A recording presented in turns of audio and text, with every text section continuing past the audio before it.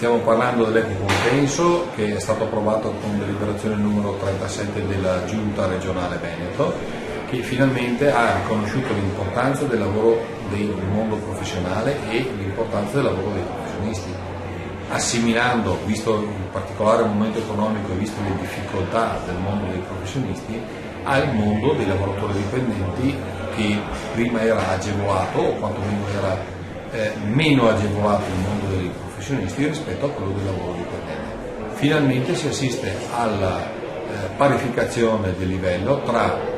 chi presta la sua prestazione come lavoratore dipendente, quindi tutelato dai sindacati o dall'istituto contrattuale, e dal mondo dei professionisti, che invece si devono confrontare con quelli che sono i contraenti forti, cioè le banche, le assicurazioni, quelli che poi dopo determinano il compenso, fino ad arrivare alla pubblica amministrazione, che in alcuni casi è arrivata a pensare che i professionisti debbano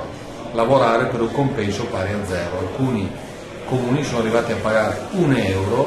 la prestazione dei loro assistenti sociali, che è una cosa che non può essere ovviamente ripensata come può essere il lavoro di chi prende €1 per un certo tipo di attività. Chiaramente questo con la normativa della legge regionale Veneto non si può fare, e in questo dobbiamo ringraziare la Giunta regionale per aver preso questa delibera e il Consiglio per aver preso questa delibera, questa determinazione numero 37, che è utile al mondo delle professioni.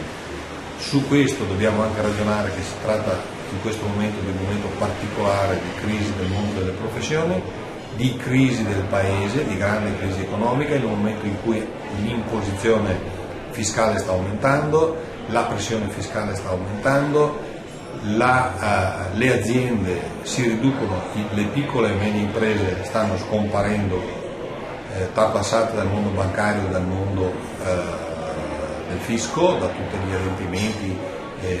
dall'innovazione tecnologica che sta facendo sì che tante aziende artigianali e piccole commerciali compaiano,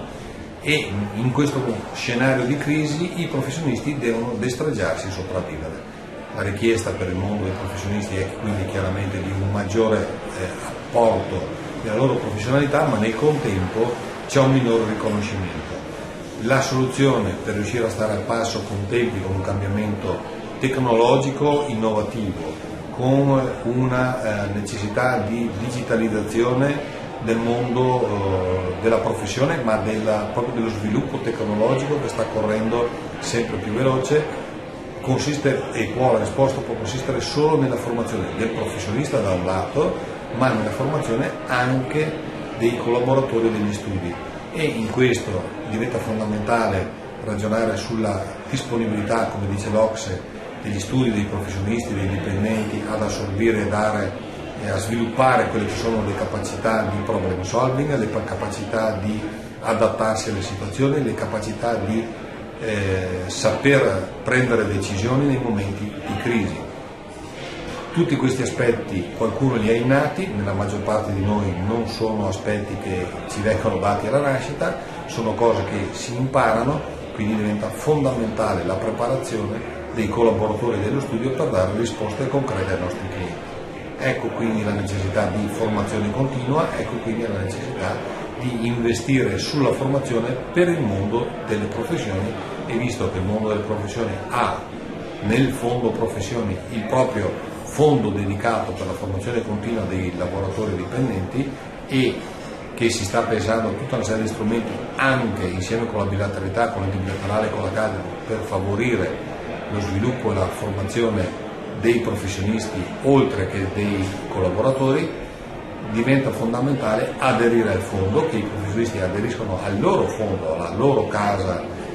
naturale di adesione, per versare i contributi che sarebbero comunque versati, vengono comunque versati all'inizio di adesione gratuita, e tramite il fondo professioni usufruire della contribuzione, quindi dei contributi che noi diamo nel fondo professioni a vantaggio della formazione del mondo professionale e della formazione dei collaboratori, indispensabili per gli studi che vorranno nel prossimo periodo, nei prossimi anni, essere ancora presenti sul mercato per soddisfare le esigenze dei clienti, stando al passo con i tempi e con lo sviluppo tecnologico.